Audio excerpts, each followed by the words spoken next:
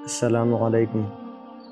افریقہ کے ایک ملک میں ایک شخص حافظ قرآن و عالم شریعت کسی مسجد میں امام جماعت مقرر ہوا۔ لوگ اس عالم کا بہت احترام کرتے تھے اور ہر شخص چاہتا تھا کہ اس عالم کو اپنے گھر دعوت میں بلائے، مخصوصاً رمضان المبارک میں۔ اسی سبق ایک مقتدی نے رمضان المبارک میں ان کو افطار میں اپنے گھر بلایا۔ عالم نے دعوت قبول کی اور افطار کے وقت اس مقتدی کے گھر پہنچے اور وہاں ان کا بہت شاندار استقبال کیا گیا۔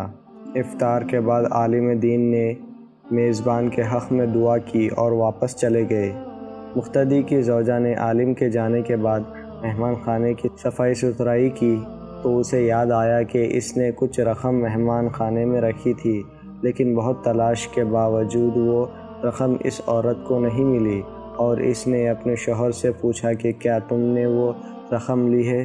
شوہر نے جواب دیا نہیں، اور پھر اس نے یہ بات شوہر کو بتا دی کہ مہمان کے علاوہ کوئی دوسرا فرد ہمارے گھر نہیں آیا اور ہمارا بچہ دوسرے کمرے میں تھا اور جھولے میں رہنے والا اتنا چھوٹا سا بچہ چوری نہیں کر سکتا۔ بالآخر دونوں اس نتیجے پر پہنچے کہ رقم مہمان نے چوری کی ہے، اور یہ سوچتے ہوئے میزبان کے غم و غصے کی انتہا نہ رہی کہ ایسا کیسے ہو سکتا ہے کہ ہم نے اتنے عزت و احترام کے ساتھ اپنے گھر بلایا اور انہوں نے یہ غلط کام کیا۔ اس شخص کو قوم کے لیے نمونہ عمل ہونا چاہیے تھا، نہ کہ چور ڈکیت۔ غم و غصے کے باوجود اس شخص نے حیا کے مارے اس بات کو چھپا لیا، لیکن درعین حال عالم دین سے دور دور رہنے لگا تاکہ سلام دعا نہ کرنی پڑے۔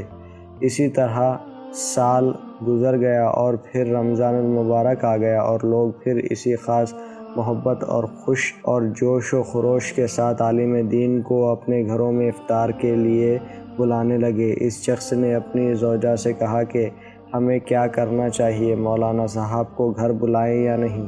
زوجہ نے کہا بلانا چاہیے، کیونکہ ممکن ہے مجبوری کے عالم میں انہوں نے وہ رقم اٹھائی ہو۔ ہم انہیں معاف کر دیتے ہیں تاکہ اللہ بھی ہمارے گناہ معاف کر دے۔ اور پھر اس شخص نے مولانا صاحب کو عزت و احترام کے ساتھ اپنے گھر افطار پر بلایا، اور جب افطار وغیرہ سے فارغ ہو گئے تو میزبان نے مہمان سے کہا جناب، آپ متوجہ ہوں گے کہ سال بھر سے آپ کے ساتھ میرا رویہ بدل گیا ہے۔ عالم نے جواب دیا ہاں، لیکن زیادہ مصروفیت کی وجہ سے میں تم سے اس کی وجہ معلوم نہ کر سکا۔ میزبان نے کہا قبلہ میرا ایک سوال ہے اور مجھے امید ہے آپ اس کا واضح جواب دیں گے۔ پچھلے سال رمضان المبارک میں میری زوجہ نے مہمان خانے میں کچھ رقم رکھی تھی اور پھر وہ رقم اٹھانا بھول گئی، اور آپ کے جانے کے بعد ڈھونڈنے کے باوجود وہ رقم ہمیں نہیں ملی۔ کیا رقم آپ نے لی تھی؟ عالم دین نے کہا ہاں، میں نے لی تھی۔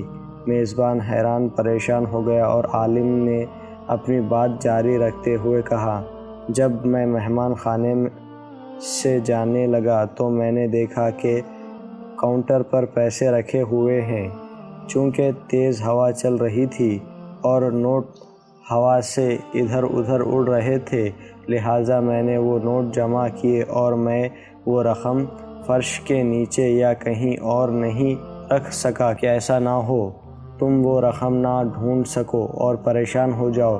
اس کے بعد عالم زور سے اپنا سر ہلایا اور اونچی آواز میں رونا شروع کر دیا، اور پھر میزبان کو مخاطب کر کے کہا میں اس لیے نہیں رو رہا کہ تم نے مجھے چوری کا الزام لگایا، اگرچہ یہ بہت دردناک ہے، لیکن میں اس لیے گریہ کر رہا ہوں کہ 365 دن گزر گئے اور تم میں سے کسی نے قرآن کا ایک صفحہ بھی نہیں پڑھا، اور اگر تم قرآن کو ایک بار کھول کر دیکھ لیتے تو تمہیں رقم قرآن میں رکھی مل جاتی۔